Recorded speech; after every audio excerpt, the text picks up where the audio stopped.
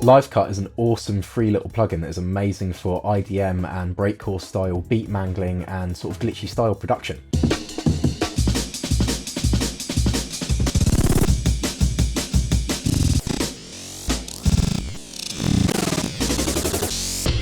I've tried out a lot of other plugins that are like this, things like Sugarbytes, Effectrix and Looperator. For me, there's just nothing else that is quite like Livecut. Yeah, for that kind of like authentic late 90s, early 2000s drill and bass, brain dance kind of breakcore sound. Unfortunately, the original version has been abandoned by its creators and it's never been updated past a 32-bit version, officially anyway. And basically what that means is if you're on a newer machine, like I am, like a MacBook M1, you basically can't use this plugin. So for me to be able to use it, I've actually kept my machine unupdated for about a decade. Now, unfortunately, recently I've been forced to update my operating system, which basically forced me to look into how to get this running on a new Mac, just so that I could keep using it and not lose the use of one of my favorite creative tools. It's not quite as straightforward as just downloading a simple VST file, but it is actually pretty straightforward, and I thought I'd just share this video for anybody else who is wanting to get Livecut running on a new operating system like an M1 Mac, a VST and an audio unit. I reckon there'll be a lot of other IDM heads out there that will probably enjoy the fact that this is possible, so I thought I'd just make this quick little video to share how to do that, to sort of save you doing any Google searching. I am not a coder, and whenever I see instructions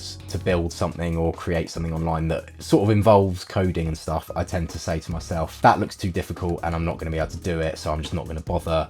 That's not an option for me because I don't know anything about coding, basically. And this looks like that, but it is actually incredibly straightforward, and I just wanted to sort of make this video to walk anybody else through who might feel in the same position. So I'm going to start with showing how to get the VST version running. So if you want a VST version or a VST3, this is the way to do it. You can find the source code for Livecut out there because it was always open source, so the code is available to download for free, and then you can just build the VST yourself, and there are instructions on the website that show you how to do that. So what you need to look for is Livecut, but by this user called Eventual Recluse. So if I just Google Livecut Eventual Recluse, and you should get a link to this GitHub page here. If you go to the repositories tab, and then you can find their version of Livecut here. Basically what you need to do is go to code, download zip, and then that will download this file here to your downloads folder. If you scroll down here, this person has provided instructions on how to do this. It's actually very straightforward. So install Xcode command line tools from the terminal. So you literally just hit that copied, which copies that bit of code to the clipboard. You need to go to your utilities folder and open terminal. So basically you open terminal. In the terminal window, we just command V to copy paste that code and then hit enter. I've already got these installed, so for me it just tells me that that's already there, so that's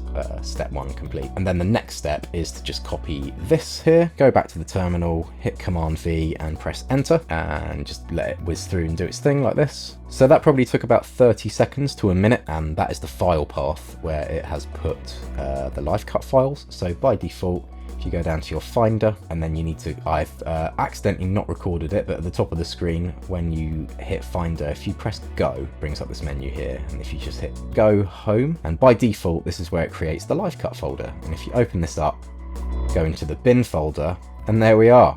We've got a VST and a VST3 file, which is great. And then you can basically just copy paste these to the relevant folders. So I have a shortcut to these folders, but just to show you where that lives on the hard drive. So you need to go to Macintosh HD, Library, Audio, Plugins, and then yeah, you've got your, if you've ever installed a plugin yourself, obviously this is just where all your plugins live basically. So yeah, you just go ahead and paste that in there. Now in theory, when you open Live, it should scan for that VST and it should appear in your list of plugins.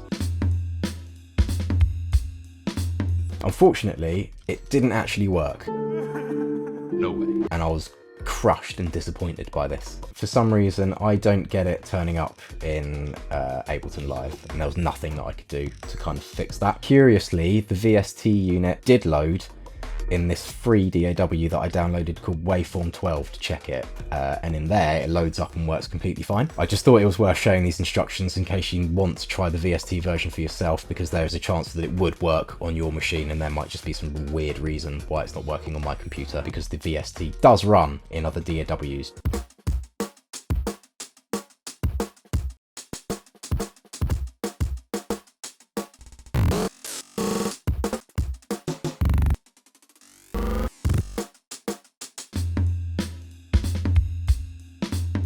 So for an even more massive time saver, you can actually just download a .component or audio unit version of this file. And yeah, I managed to find this just by going through a few pages of a forum. It wasn't immediately obvious, so that's why I've decided to still kind of make a video about this, just to save people time. As the VST didn't work for me, I then set about looking for a component or an audio unit version of this. And I figured, you know, if somebody can make a VST version of this, then they must be able to make an audio unit version, right? And I must not be the only person who would be interested in that. And it turns out that I'm not. I managed to find this awesome little community of people on the KVR forums talking about exactly how to get Livecut running on Logic or Mac, basically. And I found this user posted by this user called Smodgephase, which I think is a reference to Aphex Twin. I can verify that this works. I downloaded this file, livecut.component, and for me that's perfect because I use Ableton and Logic, and both of those can use the audio unit format. So I'm just going to play one of my my pre-made break loops here, just to give you an idea.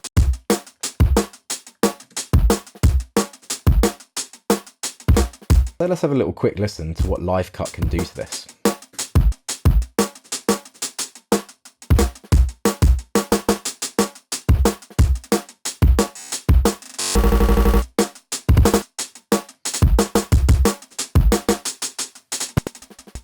So it's got three main algorithms in it that you can choose between, which is this cut proc 11, warp cut, and square pusher. And they all kind of do slightly different things. I'm not really exactly sure what it is that they're doing differently, but I do know that my favourite is warp cut.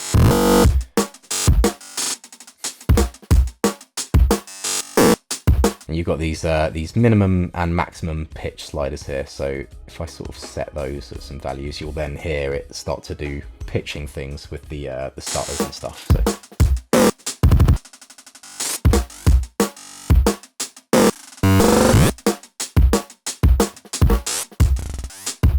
So the thing that I think is so cool about this is the fact that it's just like, it's very random and it basically changes what it's doing constantly.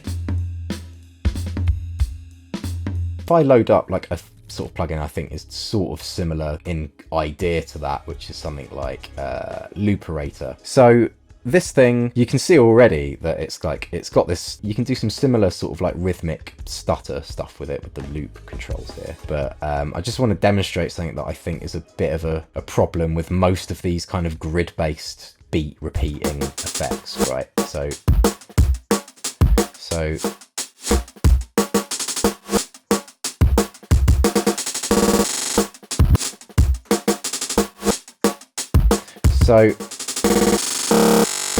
So you can hear what it's doing there is like, it's very mathematically stuttering, right? So you can see that it's like doing a rhythmic, that's a double stutter, that's a triplet, that's, you know, a 16th note kind of thing, and then it kind of gradually goes down in increments to get.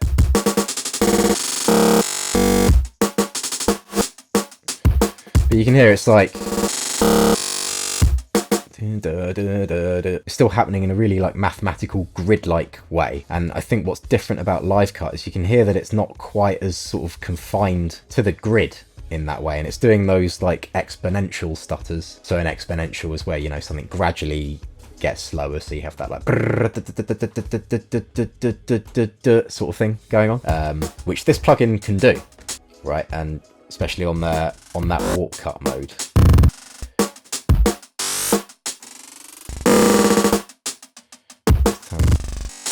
Like that, hear that? Like, there you go.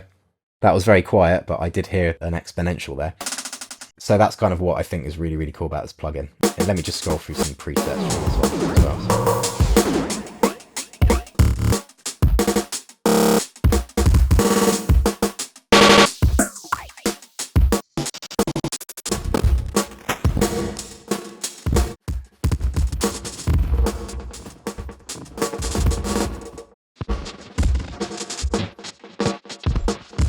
I mean, like, yeah, it is cool. Again, can get some cool stuff out of that, but it's just not doing that that thing that I mentioned. I am extremely happy to have been able to resurrect this. Thank you so much to Smodgeface and Mr. Frank and the rest of the online Livecut community, who are more intelligent than I am and managed to figure out a way to build an audio unit version that I can use, and I can continue using it in my voyage into M1 Mac chippage. So yeah, thank you so much to those people. I'll leave a link in the description to that forum post if you want to chase that link up and download it yourself. You can check out some examples of me using this plugin in combination with a lot more effects as part of my Doom 2016 rip-off bass rig, which you can check out in another video that will appear here or there. Happy brain dancing,